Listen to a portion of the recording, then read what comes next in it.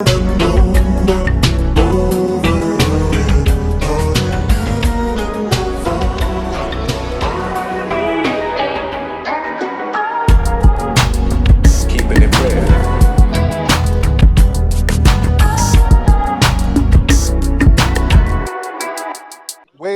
hold on. Okay, so now you said, how can I, a high school dropout, which I did drop out of high school. You said other people, I can't compete I am not. with them. I don't even know that you dropped out of high school. I'm just making an example. Okay. I thought you said because I am a high school dropout, but I'm okay. Now, here's my point.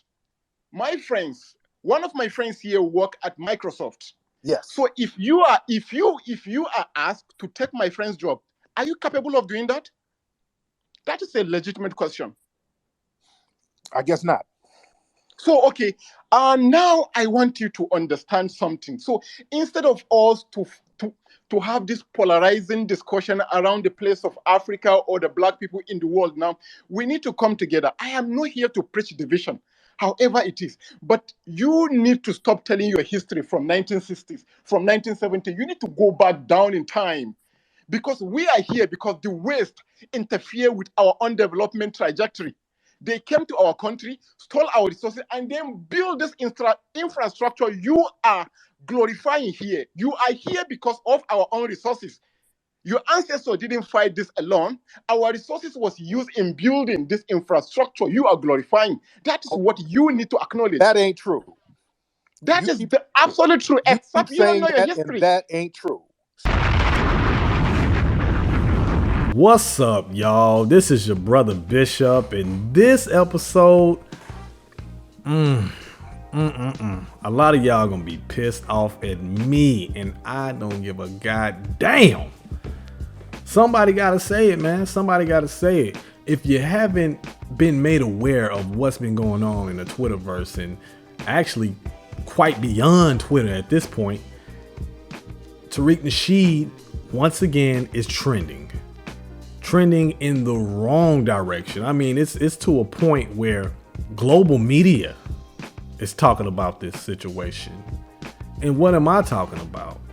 Well, I'm talking about a thing called Secure the Tribe. Secure the Tribe. Yes, Secure the Tribe. What is that tribe? Well, that tribe is African Americans, aka FBA, which stands for Foundational Black Americans, ADOS, which stands for American Descendants of Slavery, and B1.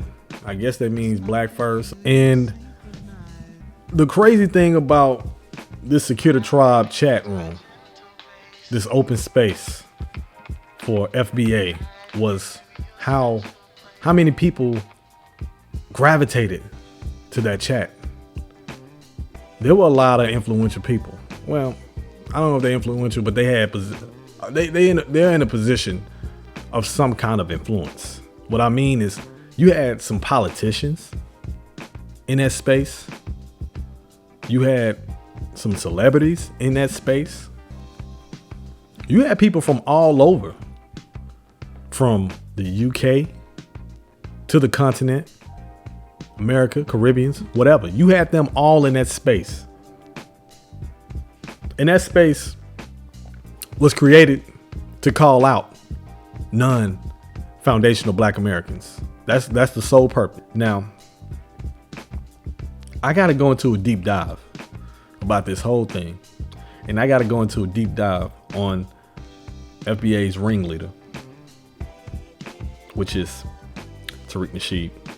Tariq Nasheed created foundational Black Americans. He created the term, which is essentially piggybacking off of ADOS, which was created by some other losers, some old ass losers that go by the name of Yvette Cornell and Tone Talks. So I'm gonna put up some stuff. I'm gonna put up some videos.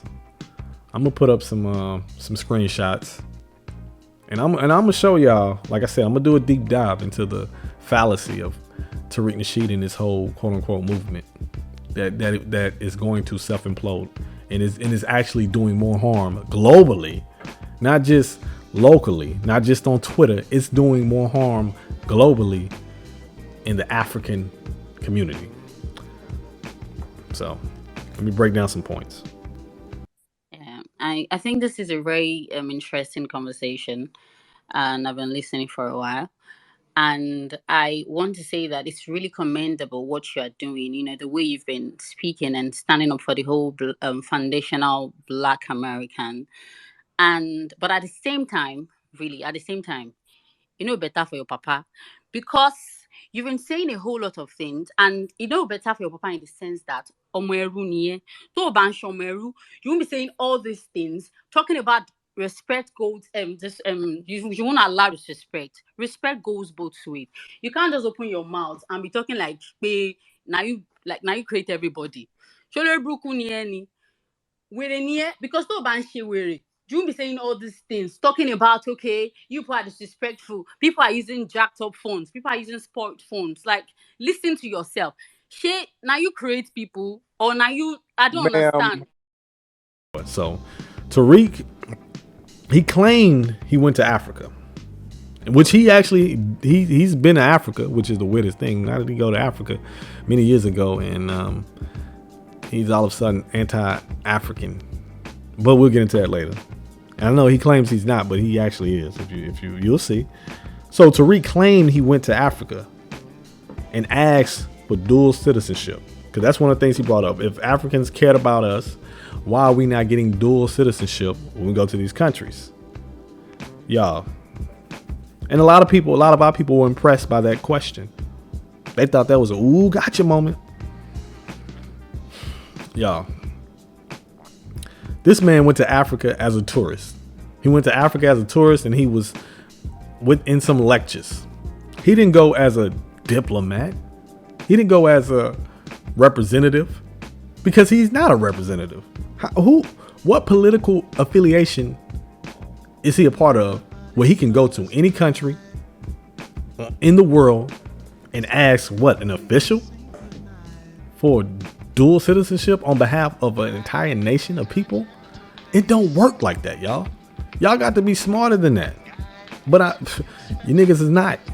A lot of y'all are high school dropouts. You have 4th grade, 5th grade, maybe 6th grade education.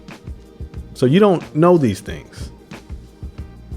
Again, this man went to maybe 3 African countries. He named 3 African countries. I know he went to South Africa, Tanzania, and claimed, man, I was going to Africa. I was asking. Who? You were asking locals about dual citizenship? By the way, I've heard other groups of African Americans talk about this, how they don't want to give us citizenship. They don't want to give us dual citizenship. They make it hard for us to get dual citizenship. Stupid. Do you not realize that there's multiple countries on this planet that make it difficult to get immigration? Quote unquote difficult. It's not just Africa. Why are you taking things so personally? Maybe it's because you've been in America so long that you start to sound like dark-skinned white people with this sense of entitlement, this self-centered mentality where you think the world is against you. You're a regular tourist going into these countries. You have no plans to live in any of these countries. Look, here in America, I know people think that America, they say that thing, they say America is just letting anybody in. Truth be told, though, because we are citizens, natural born citizens, we don't understand how difficult it is here in America to get here in America and be legal citizens. You have to go through a lot of loops and holes to become a citizen, and that takes time. You have to be in this country, 3 to 5 years? Got to get a green card. Got to go through the process of taking tests on the laws and history of America, their history of America. You got to go through a lot of shit. I don't think people realize how difficult it is to become a legal citizen here in this country. You don't know. But what you see people from, people crossing the border from Mexico coming to this country and you think, oh, it's just open arms. That's not true. Yes, there are people who benefit off people coming here, quote unquote, illegally. I'm gonna say quote unquote illegally, because I don't really buy too much into the borders that the oppressors set. But you know, I digress. Let's move forward on that. Another question I have to ask. Now this thing was 12 hours. It was close to it. I'm telling you, it was about 12 hours. I checked in on it around 6 o'clock, somewhere around there. And before I went to bed, which was like at 11:30 or something like that, it was still going on. But what was accomplished? Really? What was the end game to all this? Black people are still at the bottom, by and large, financially, economically in this country, educationally. Is it educationally? On the educational level. We're still at the bottom of the totem pole, whether you say it's by design or not. What was accomplished? You mean tell me it was that many black people in one room and not one person walked away with a job? Not one person walked away supporting the business. Oh, well, yeah, they supported Tariq Nasheed. He benefited the most out of all that. I digress. So, this is one thing I noticed with Tariq and how he talks about black immigration. He has this underlining tone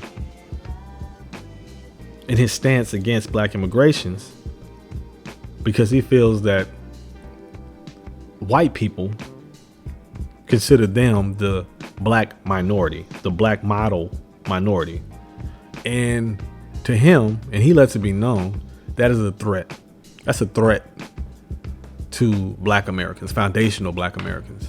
These new Negroes coming over here and white people actually looking at them as the model because of the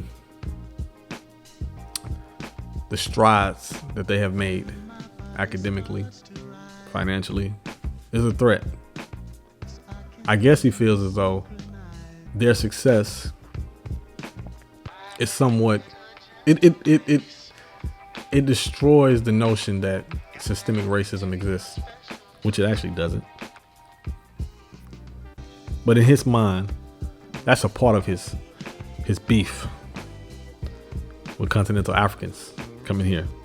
With the most migrants here in the United States. There's a method to that madness, okay?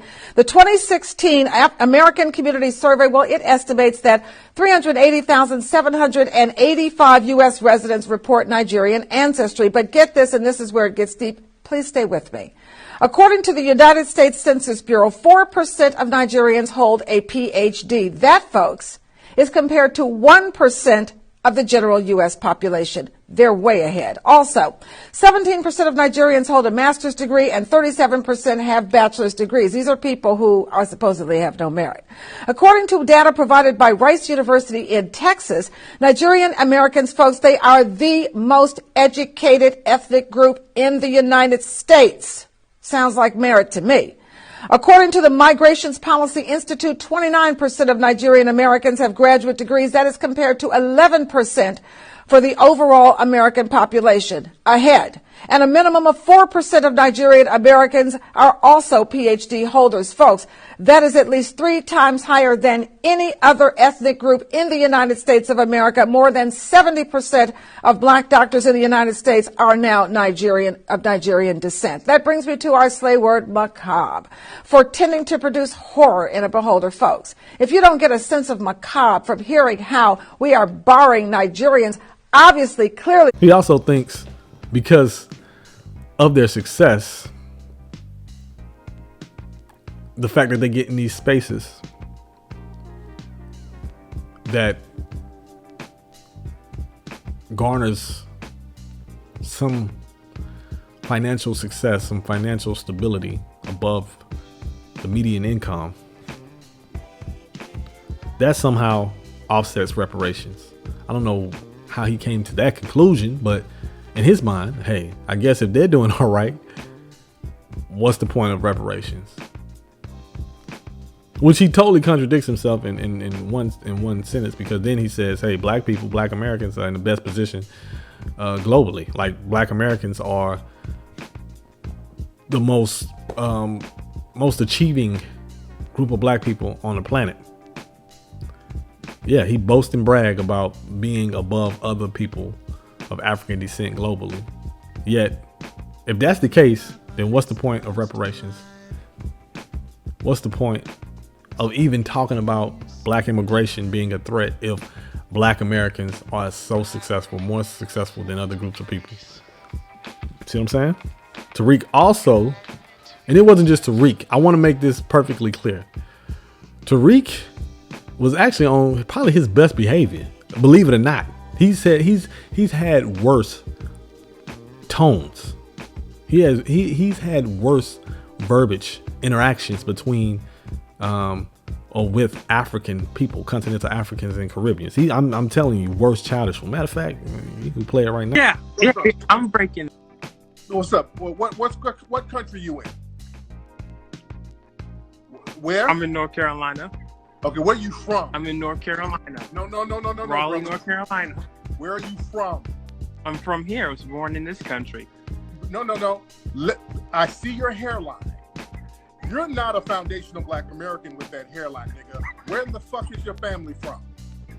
But Tariq stated something along the lines of Africans taking jobs away from black Americans. Not just Tariq, other groups of people in that chat. Like I said, Tariq, he came in the middle of the chat, but there were a whole bunch of other people. One dusty rapper from Florida goes by Mel, which, by the way, I tried to talk in the chat. I could not talk in the chat because they would not buzz me in. You know, you have to press request. And no, they didn't accept my request unless you pay some money. So again, he learned from the best. These are opportunistic people. Mel needs to fund his little bum ass career. This dude garbage. I might put him up on the Summer Jam screen. So zips, only live once, gotta do it big. I done been broke, done had chips, slept on flows, done had me grill, smoked up roaches, smoked up zips, only live once, gotta do it big. I done been broke, done had chips, slept on flows, done had me a grill, smoked up roaches, smoked up zips, only live once, gotta do it big. I done been left out. yes, Tariq told people and other black Americans said, look, man, these people are taking jobs away from us. Let me tell you, man, I never thought I'd live to see the day where black Americans, this many black Americans, will start to sound like Western Anglo-Saxon or West Anglo-Saxon Protestant people of the early 1900s. I never thought I'd live to see the day where a lot of our people go backwards. Literally, it's the same damn verbiage. It's the same underlining tones to how they view people that they deem different coming into America. I never thought I'd see the day, because this is backwards. When you look into the 20s and 30s, when all these European immigrants were coming over, West Anglo-Saxon Protestants, so-called original American, felt like they were threatened. Felt like they didn't belong here. And let them have it.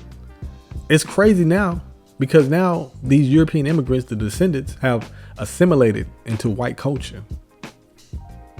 They realize quick, hey, in order to survive in this country, we have to assimilate. And to be fair, a lot of immigrants tend to do this to this day. Not just, I'm talking about those who don't even look, who are not even European, but understand who's the dominant society in this country, which is white people who are considered white. They assimilate on some level. Believe it or not, based upon my experiences, African immigrants, I think by and large, actually don't assimilate, but they understand the system and they know how to navigate. Like, they don't try to be something that they're not. Some do, just like Black Americans. But I think for the most part, they don't, just based upon my experiences. So today, 2022, and this has been going on for a while, Tariq has been leading the charge to turn Black Americans into the new modern day WASP. And you see the cartoons. If you know anything about history, you know how deeply entrenched WASP, as they call them, were against European immigrants. This is where we're at now. This is where we're at, and a lot of our people are going full force. Now, you know, to me, it's a weird flex that some of these foundational Black Americans have been putting on in the face of continental Africans. It's a weird flex because they're flexing about America being this great country because of what our ancestors built. Let me say this. I love my ancestors. I love my culture. I would be considered foundational Black American. ADOS. You can check my DNA heritage test and see. Yes, it's African, predominantly African, but that was, I descend from those enslaved Africans who were brought here via transatlantic slave trade, intra-America. And I'm flabbergasted how our people got to this point where, hey, we are here in the greatest country. This is something our ancestors built. Again, I love my ancestors. I will praise my ancestors. I pray to the ancestors. Trust me, I do. I am proud of the culture that we created here in America. Understand this. The culture here in America that we created is just another limb on the foundational tree that is Africa. Africa is the trunk, and all these limbs attached to the trunk of the tree are part of the African experience, the African culture, the African diaspora. You have a limb of African Americans, limb of Jamaicans, Haitians, Africans in South America, Africans all over, all in Brazil, which is in South America, Canada, United Kingdom, France. List goes on. Anywhere that there are people of African descent, there's a limb. We are no different. And that's something to be proud of. But being proud of your African American, which I don't use that term African American, but I'm just using it just in layman terms so y'all can really get the reference. I use Americanized Africans. But our culture is not something to be ashamed of. But you can big up your culture without downing other people's culture and without distancing yourself from the source of that culture, the source being Africa, the main source.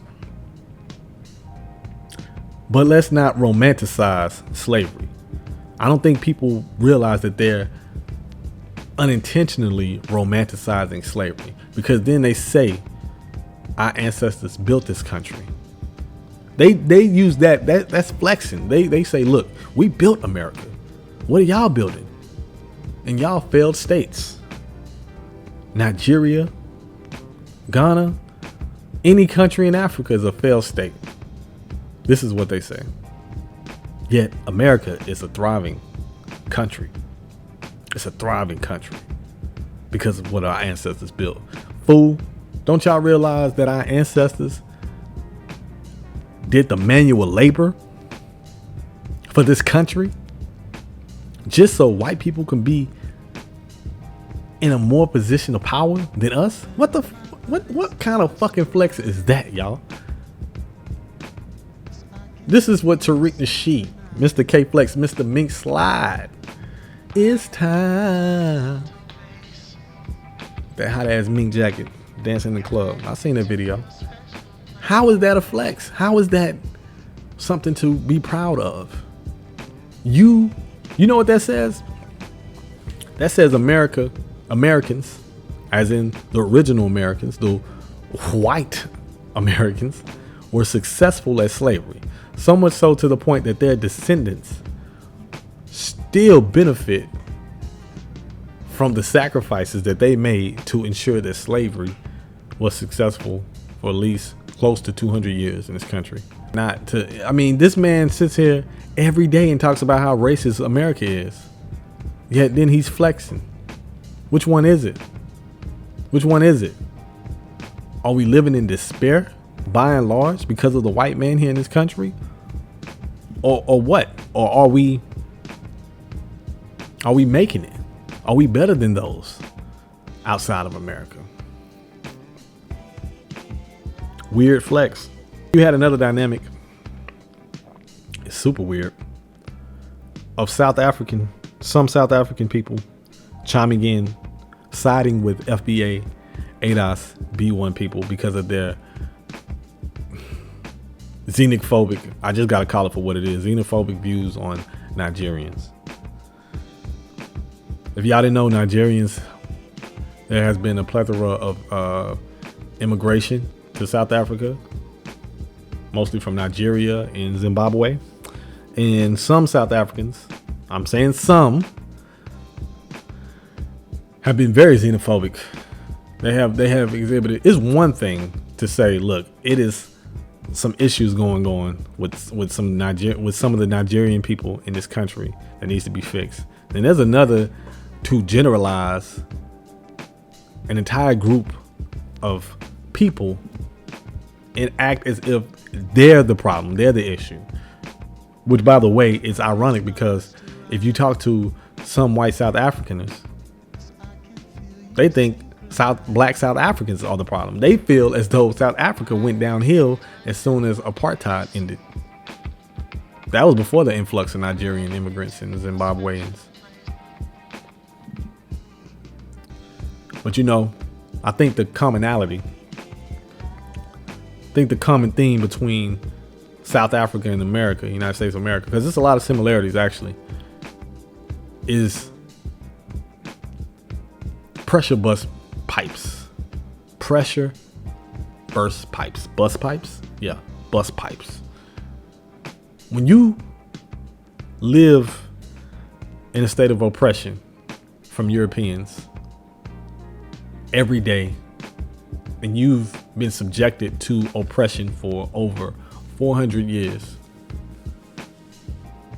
you've had all these systems built up against you that suppresses you. It creates that slave long after these institutions have been dismantled. It creates the descendants. The descendants are left with that trauma. So much so to the point where they just losing their goddamn minds. And they say some of the most ridiculous stuff. Because you got to think about it. How were Europeans able to prosper as long as they did? Whether it be in America or South Africa. How were they able to own damn near everything? How were they able to be in control? And let me just say for the record, a small minority of white elitists, not everyday white people. Now they benefit more than us in some kind of way because of their complexion, because of the system that's set in place, but they don't own the vast majority. I'm talking a small elite. How was it that a small elite of Europeans, and I include American as a European, how are they able to control the vast majority of us? How are they able to control all these resources. You just can't stop it at because they're white supremacists. No, it's because our ancestors unfortunately allowed it, and we're allowing it now. Nobody's ready to die for this shit. Let's keep it real. Nobody ready to go to war. You don't have an army. So instead of being mad at who created the system, who's in control of the system, you mad at what? The people that are trying to benefit from the same thing you benefiting from, the same thing you trying to benefit from. You mad at you pointing a gun at the wrong person. Also, there were some continental Africans and Nigerians that said some things, that said some unflattering things. There was some weird flexes with some of the Nigerian brothers too, because they were boasting and bragging about Nigerian Americans being more academically impressive, being more academically successful per capita, I guess, than African Americans, being one of the most successful ethnic groups academically in this country. That's not a weird flex per se, but the fact that some use that to look down on Black Americans because they were like, well, why you can't get y'all shit together? There's just some truth to that. But you can't say that on one hand and then not look at the state of Nigeria. Even though I know it's much bigger than individuals. So I'm not blaming y'all for why Nigeria is in the state that they're in, but I'm trying to just get us to understand that we all are under the same umbrella of white supremacy. So, why can't we look above that? But just on a human level, I understand though. I understand why they felt that way, because at that point they were on defense. Because we can say, well, it's some people say, well, it's nasty on both sides, but the reality is, yeah, it's people that do look down on African Americans, and look, Black immigrants. It's some Black immigrants who are unaware of the contributions that our people made, because that was another beef that some of the FBA had, was that they felt as though Black immigrants didn't appreciate what our ancestors did in order for them to come over here. Some don't acknowledge that. Some don't recognize that. And that's all immigrants. The civil rights era ushered in immigration. It helped ease borders into this country. And that must be acknowledged. However, this was started because of people's pettiness against continental Africans and Caribbeans. This had nothing to do with them not acknowledging. It had a lot to do with a lot of different shit that was petty. So, of course, Nigerian Americans and other Nigerians and other continental Africans are going to come at it on the defense. They might say some things out of pocket because things have been settled down. And who's in the wrong, who's in the right? Like I said, some people act like it's on equal footing. I don't. Personally, I think Black Americans are more at fault than continental Africans, because you didn't see any continental Africans making chats about these African Americans, these Akatas. You didn't see that. All right. Another thing I saw, another disgusting thing, was how some Black Americans, FBA, played the victim. Boy, it was some victimizing on Olympics like a motherfucker. Boy, I'm talking about gold medals and all that. No bronze, just straight gold. Straight platinum, baby. We're making hits, platinum and gold. Yeah. Victim Olympics. It was on full display. And what was ironic about the whole thing is, look, they were crying over this. These Africans got this humor, got these jokes. They do this, that, and the third. Yet, in the same token, they were telling Black folks, they were telling African people, continental Africans, to get over the childhood trauma that they had when people were calling them African booty scratchers and, whatever other jokes that they had. Tarzan, you so dark, whatever. How you gonna tell somebody to get over childhood trauma? See, you lack empathy. A lot of the FBA lacked empathy. Just get over it.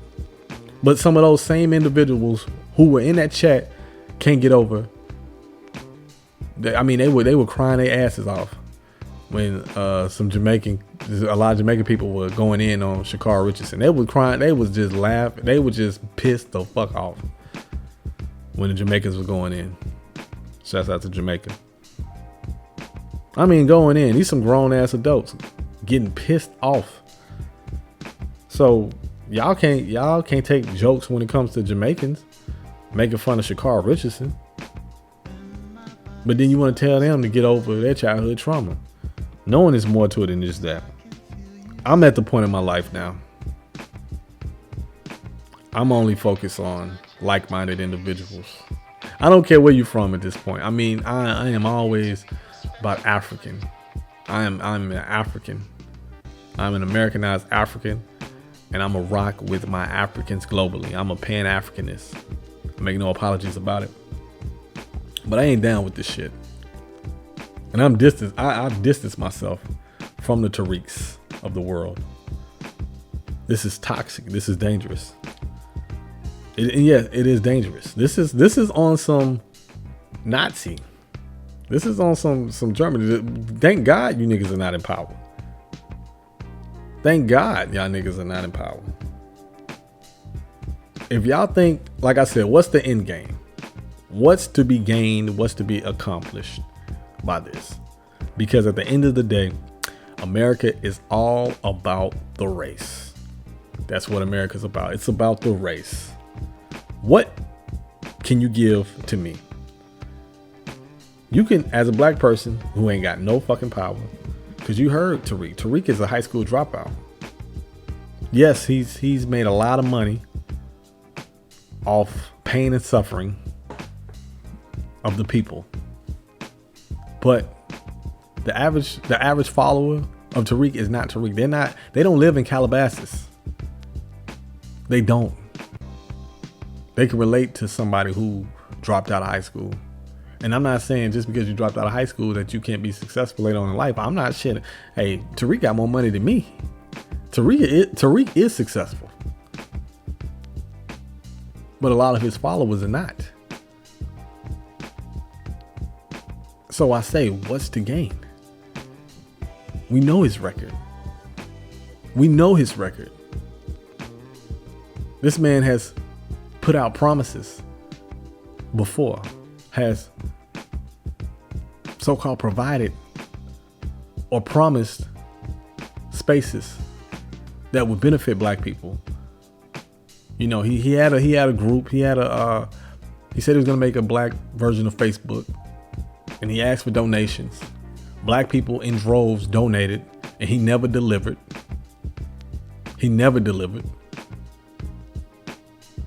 He's promising people a museum that he know he's not gonna get built, or is gonna get downsized to what his original goal was, meaning he took y'all motherfucking money.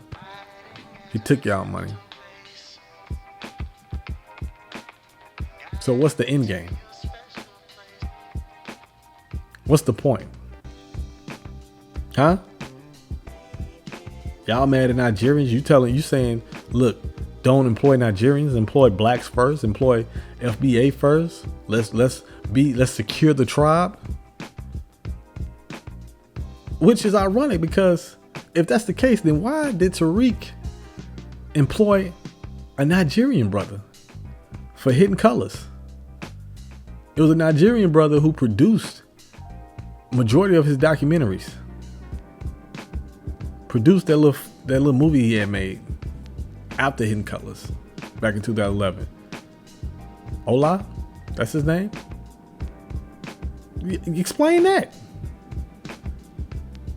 See, I'm almost thinking part of the reason why Tariq is going so hard against continental Africans, one is because he just jumps on trends. He has no integrity, because he was talking that Pan-African shit before. Something like it. He was talking about that. You can see it. You see it. He was talking that African, global African, melanoid, freakazoid. He was talking that stuff. So what happened? Maybe him and Ola fell out. Maybe it was some over some money. Because it's always, anytime Tariq fall out with somebody, it's because of business. It's because of money. Don't let this man fool you. Thinking he black first. How you black first? How you foundational black Americans? You talking about having sex with white women. And you got a white mom-in-law. I'm not finna talk about the man's family. I'm trying to have some integrity and dignity. But it's the truth. The man talking about sleeping with white women. Nigga, didn't I tell y'all I will fuck the shit out of Brooke Hogan? Yeah, I date a white girl, nigga. Hell yeah. I'm not, I'm very pro-black, but nigga, I will raise up the flag of Europe in the bedroom. So until next time, holla at your African, holla at your brother. Holla.